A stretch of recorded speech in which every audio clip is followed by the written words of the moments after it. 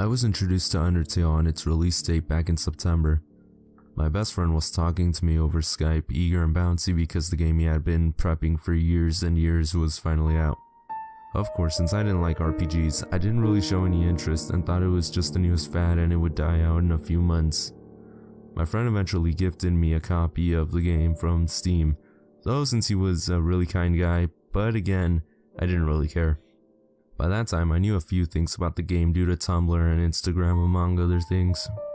I knew there were two skeleton brothers, a sexy robot character, and a kind goat figure. Anyways, fast forwarding to that night. I was in my bed when the thought of the game came into my mind. Then I finally thought hard enough to give it a try. I mean, the game was pretty much free since my friend gifted it to me, and I'm the kind of guy who wouldn't let free things go to waste. That afternoon after work, I parked around the corner and I opened up my Lenovo computer and then opened up Steam. I clicked the game and began to play it, and then I got hooked. I found myself drawing a few pieces of fan art here and there. I even started a Tumblr Ask blog for Sans, and then tried my hand at a fan game called Undertale Zero Frisk. I was more of an Undertale geek than my friend at this point. The one thing I really liked about the game though was the secrets. Who is W.D. Gaster? Who's the spoon creature that tucks you into bed in the True Lab? Who is the protagonist and what's their backstory? Those questions went unanswered.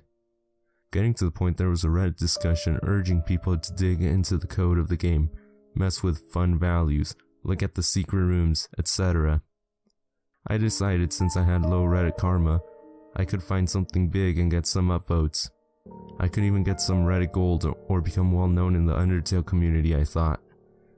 I then opened up Undertale and then Firefox. I began to download a special software that would enable me to look into the inner code of the game. I then booted up the software and linked it into Undertale. I began to look throughout the code. Most of it was just piles and piles of gibberish, things I didn't understand. But the midst of it all was some sprites. I found some walking sprites for Chara that weren't in the game, along with a sad papyrus sprite I had never seen. I decided to download a few more programs to dig even deeper.